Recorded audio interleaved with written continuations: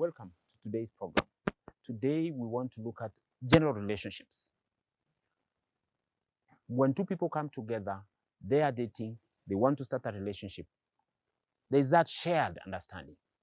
But there are certain behaviors that one of them would have which will destroy this relationship, either in dating or even planning for marriage. So what are some of those behaviors which actually destroy relationships, good relationships, which will have ended up very fruitful? We have a full team. Dr. Geoffrey Wango, welcome. Psychologist, senior lecturer at University of Nairobi, a counselor of long standing and experience. And we have with us Juliet, also a young lady who will help us also understand what are some of these things, because she's at that age also where she's in relationships, and to understand what can help break some of these relationships. I want to start with you, Dr. Wango. Some of these things are actually psychological, they are personal. But obviously, in a relationship, two people must come together who are different. As they struggle to do that, what are these behaviors, or what are some of these behaviors which can destroy this relationship? Thank you. I will summarize them as a psychologist into four. Of course. Yeah, into four.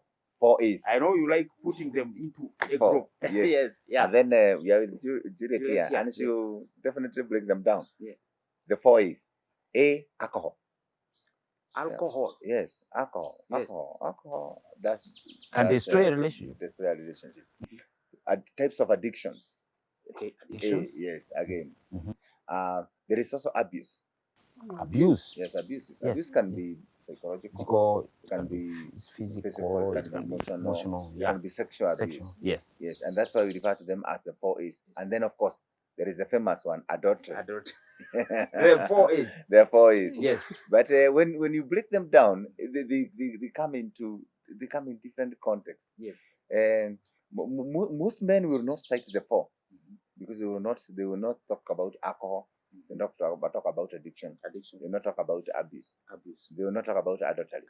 Yes. But they will turn them into other aspects. As well as ladies. Yeah. And one of them that you might find very common out of the 4. Yes. Is when your spouse is backbiting you. So you may move from A to B. Backbiting you. Backbiting. So we move from A to B. Yes. Yeah. And you might move to a C.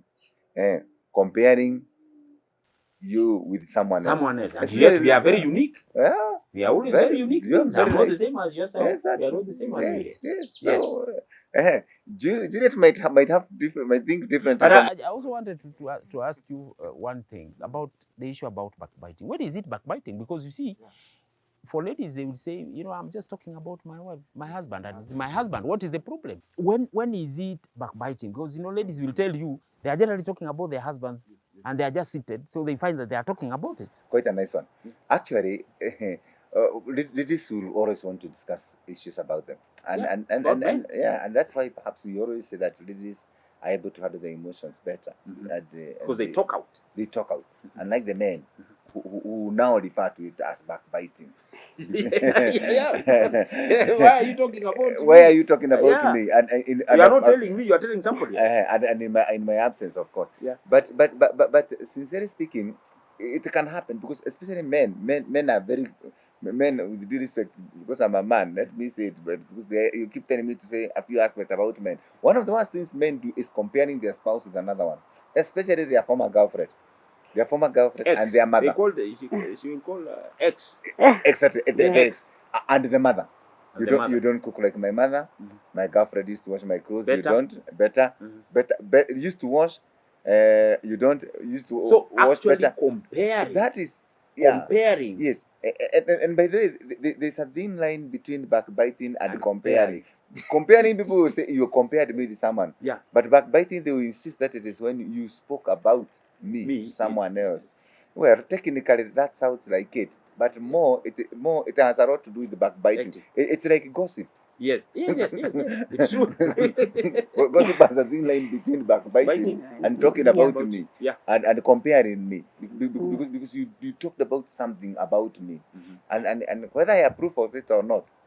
Sounds the same. Okay, Juliet, let's come to you.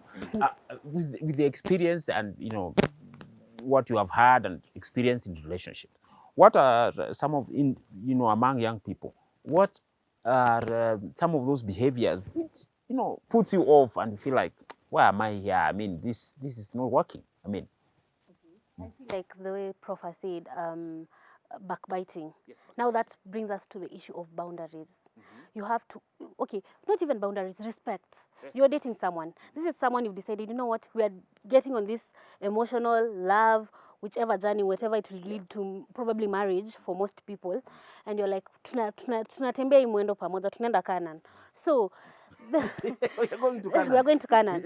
Of So course, the very moment nice. you decide, tunaenda Canaan, you have to respect this person, and the other person has to respect this other person. Meaning, sifai tukiwa na issues, haufai kwenda kusema to someone else. Yes. If you're going to someone else, probably you're looking for advice, and it's not advice at ile kamati ya roho chafu ati You're not looking kikosi. for fault. No, you're telling this person, I'm facing this and this kind of situation. I don't know how to advice, handle what it. do I do? Because some people will tell you, leave. Some people will tell you, oh my God, you remember Nani, go back to him. What are you doing here? But someone who's mature enough, someone will tell you, I feel like, go talk to him, tell him. If he does not change, then probably do this other way, then probably he will change. Instead uende kuambia watu, Nani kwanza natafunanga amepanua mdomo, mara socks ziko kwa gate, viatu ziko kwa kitchen. Everywhere else. You're not supposed to tell everyone, because when these people meet your man, because your man, for me it's a man, your man is supposed to be this high figure in your life. Anafaa kuwa mahali akiingia watu wanamheshimu, wanasema mwanaume nani wa nani, bwana wake, boyfriend wake, But if I keep telling my friends he's deficient in some areas, my friends will be like, nani wa nani ameingia, like nani wa masocks kwa gate, wa kutafuna chakula vibaya, nani wa mashida. Because you are the one even who said it. So this man, you'll kill his ego, and this leads to very many things, like abuse, emotional abuse, because this man will feel inferior. So every time you have an argument, he'll want to lash out to you, whether verbally or physically, because anajua ushamdemean to the level he's a nobody to you, and your friends feel like he's a nobody. So that anger will lead out to such other things. But at the end of the day, respect is essential. Mukiwa tuna issues, if you look for a mediator or someone who is mature than you, who's been there, talk to that person. Both of you, not separately, juu pia italeta moshene pia hapo katikati. But I feel like that is essential, and that is what most people are not willing to do, because someone is just like, you'll call your girlfriends, you'll be like, imagine he did this, then your girlfriends will be like, nani, talk up. You remember I told you, because now that talk becomes backbiting and stuff like that. So, but one other very important thing you have mentioned, I think, is some behaviors, like you have just mentioned about bad eating habits, the way the person talks, and talking about someone in their absence, which we started. Perhaps what other things can you think also? Oh, okay. Another thing that could lead to a relationship not working out is communication. Yes. Okay, actually, we are going for achana na communication. Is understanding your partner. You understand that if I say such a word, this one will go crazy. He will flip. So you understand that this is this type of person. If you say this, it will make him flip. Both parties understand. You have to understand your partner. It makes things simpler, because you'll know this is something I'm not supposed to say. This is something I'm allowed to say, and this is something I'm allowed to do. This is something I'm not allowed to do. And if I'm to do it, let me look for a way to do it to make him not feel like I'm trying to attack him in a specific kind of way, or trying to demean him. So that actually is it also related to keeping boundaries? Because you see, you are two people, but you are not one anyway. Yeah, we're not. So is that related to keeping boundaries? Yes, people keeping their own boundaries? Yeah. Yeah, you have to learn. The boundary is set where you have to learn that maybe he does not like you taking the phone.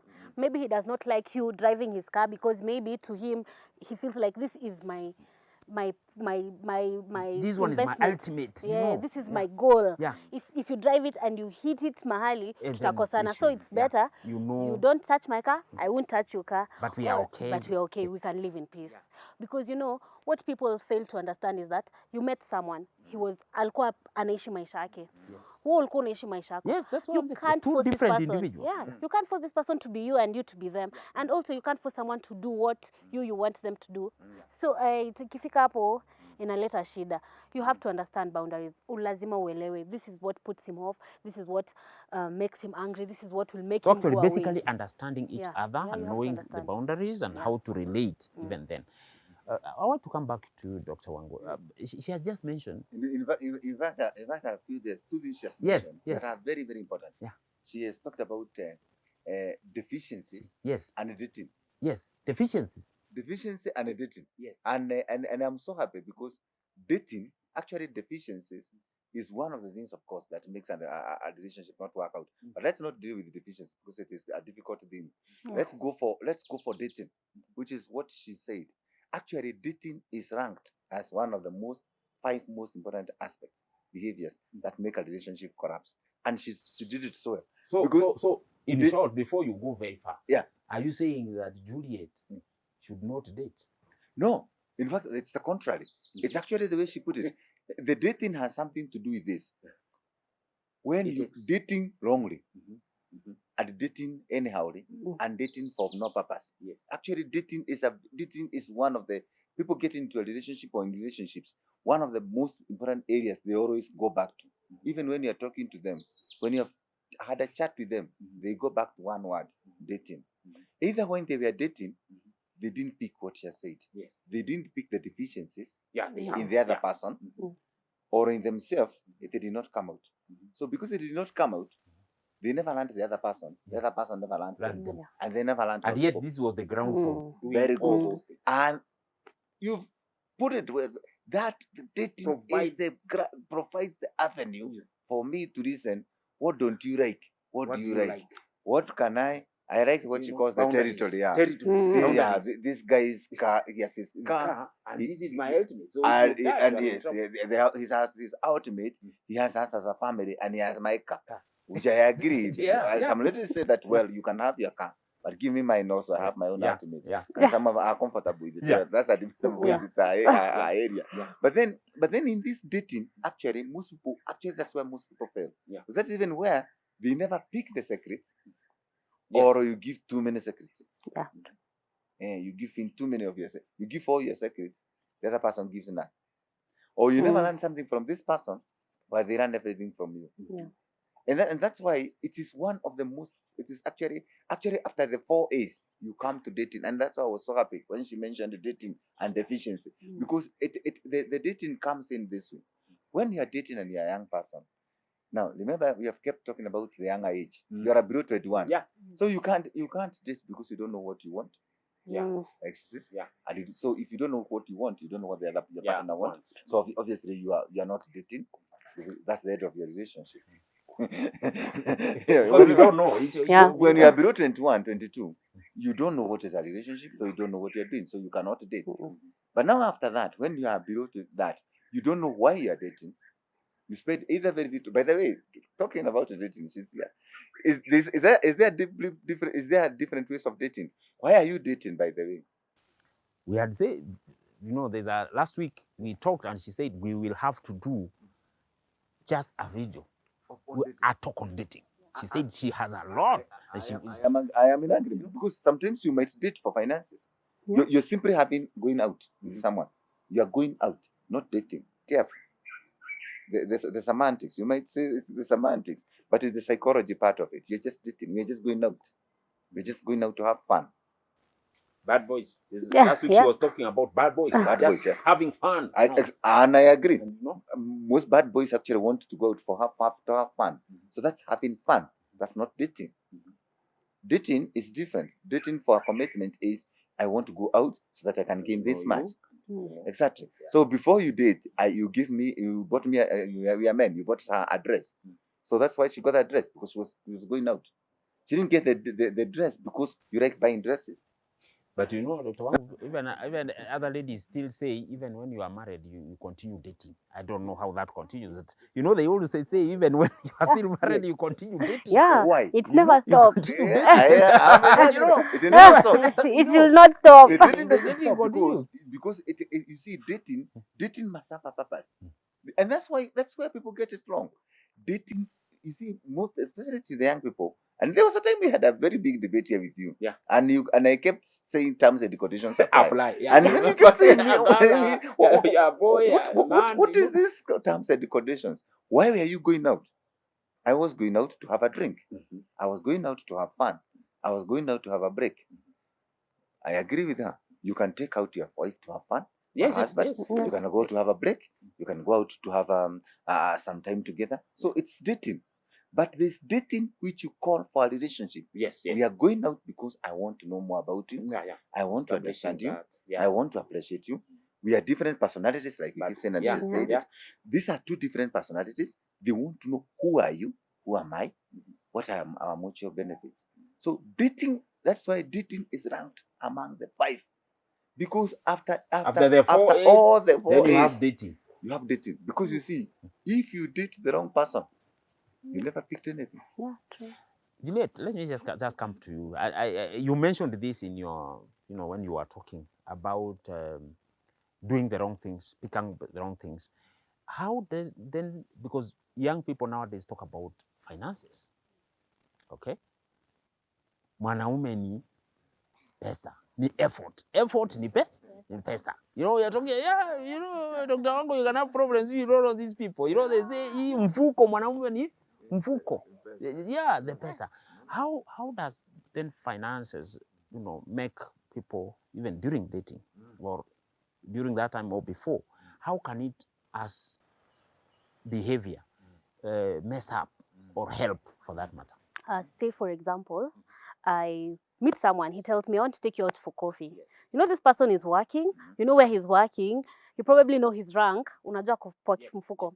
Hapo akutoe hapo, akupeleke some dingy hotel in downtown. I don't mind. But there are these hotels. You know, unaingia moshi na kuchapa kwanza, unafika inzi, unaingia unakaa hapo. You know, amekwambia dress well, I'm coming to pick you, I take you out, tunapelekwa hapo. You know, for most women, atakula hapo, and that will be the end. Atasema, you know what, if you didn't take the time to even find a nice location, to even invest a little bit of his money to treat me, what makes me think later on when we are married, he will do better. He won't do, because, for us women, we always say this. The way a man treats you at the start of the relationship matters. Because the moment he sets the bar here, he will never go down. It's either up or he can only go up. Yeah, or maintain. So that's where finances come. Jo atakwambia hivyo, ama atakupeleka in a very posh hotel, mkule. Akwambia, you know what, let's go to my place, nini. Unafika, unapata gas, mattress, unashanga, why are you driving when you cannot, afford the basic. Why don't you buy a bed? Why don't you buy a seat? So upside down priorities. So you find this man, kuna venye mathi yake haiendi sawa. It doesn't work. And ladies see that as a red flag. Pengine gari ameomba. Yeah, utaanza kujambia gari si yake, either ameomba ama ni ya wazazi wake, si yake. Juu, Dr. Wango calls them boys. So unaona, hai work out, unaona. But then you'll meet this man, he'll just take you for a nice date. You go to his place, very neat, very organized. I'm not saying he's the richest of all men, but ni msi amejaribu. Utapata hapo maybe anashika one bedroom kake, very neatly arranged. Unapata ni mwanaume anakaa ni kani mtu mnaweza panga na yeye maisha. But you meet someone who's confused, especially with money. He does not know how to spend it on you. Finances are very key. And also, when you're dating someone has to understand, you've dated this person for probably 2 months. 2 months you're knowing each other. You can't tell this person, send me a little bit of money. But then nafika mahali mtu anajua wewe ni student, yeye anafanya kazi. How does this person expect you to get to his place? How does this person expect you to go back to your place? How does this person expect you to eat during the week? As a boyfriend, you're supposed to tell your girlfriend, chukua hata hii 2,000, enda supplement kwa ufanye ka shopping kadogo. Unajua, unamwambia because you've come, let me pay your Uber. Those are the things women our age like. And you know, when you grow older, when you start investing in small things, you'll know this man, he understands the struggle. You'll tell him, I have this amount of money, I want to buy a car. He'll tell you, let me top up this amount of money so that you can be able to get a car you want. It's someone you can discuss vitu za maana na yeye. Si mtu mwenye atakuwa mnasema gari anakwambia uko na ngapi? Yo, unaona hii gari ndo unaweza chukua, and he knows you don't want that car, you want, unataka maybe Mercedes, naye anakwambia ng'ang'ana na hivi. Hii ndo inatosha pesa yako. Watu ukimwambia aongeze yenye iko ndo utawak nayo, you know. And these things you see them hapo saya dating, mtu hata akuambii unafikaje nyumbani, anakwambia bye, mimi nimeenda, yani, you know. So I agree. I actually agree that finances is a major issue. I completely agree. And I was actually going to pick on an extreme case. Yes. Especially when you get married. And by the way, when we are doing sessions on marriage and relationship, we pinpoint finances. Yes. You can as get yeah. Especially when you are younger, with due respect to Juliet, and you're going to get married to a young man who has a 20 million debt. I mean, how did he incur it? Yes. You know. So you start questioning. Yeah, no, this guy is your age. He has a 20, okay, he's 35, he's a 20 million. He's not. He's already indebted and you have not even started. Yeah, exactly. And you're going to get into this relationship and sometimes. I take over the debt. Well, together. And you are not there when he was spending. And you are not there when he was spending. You are in a commitment. Remember, this is a relationship. And remember, we are discussing issues that spoil a relationship. Yes. Already this guy is perfect, like she puts it. And I found myself really struggling when people come for counseling and they tell me about debts. And it's also related to something else, the spendthrift. There are people who spend all their money. Yes. There is no discipline. And it also happens with some ladies. Ladies spend a lot. But for ladies, they are not spendthrifts. Well, they are. But let me No, speak I'm for just men. saying. I'm just saying. You know, for them, from the way they look at it, they are not. They are ready to spend your salary the first week. I mean, No, I'm what saying, do you do it for the next 3 they weeks? do, but for the way they look at it, Yes, they are not. And that's where now I agree with her that you need to be careful with the partner. Because at this point in time you need to ask yourselves, what is your priorities? Because there are people who go and buy. So actually, that is a very important point. Yeah. That priorities. Yes. Because priorities can as well. Yeah, exactly. Also, because you are pulling this direction, and she talked about a Mercedes, exactly, and somebody else is pulling towards the other direction. Yeah. So you are thinking that you should buy a car. Yes. Another person thinks they should buy a house. So priorities. What are the priorities? And they break relationships because there are people who suddenly feel like, and she put it so well. I when I look here, there is no future. I was telling her last week that women always look at the future. Yeah, true. But men look backwards. And where we are. Know that. And where we are mostly. So that's why we're saying this is a man who is organized and looks futuristic. And ladies always want to see and imagine where they will be in 10 years. Exactly. The man will think now and where I've come from. I've struggled, I've done this. But the lady will come here and say, where are we going to be in 10 years? And Professor, while we are at it, on a serious note, this thing about the vision, it's important because people watching this, most of them will remember one thing. Yes. Their girlfriend left them because they had no future. Yeah.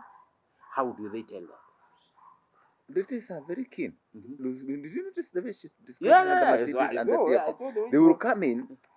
You may not be doing.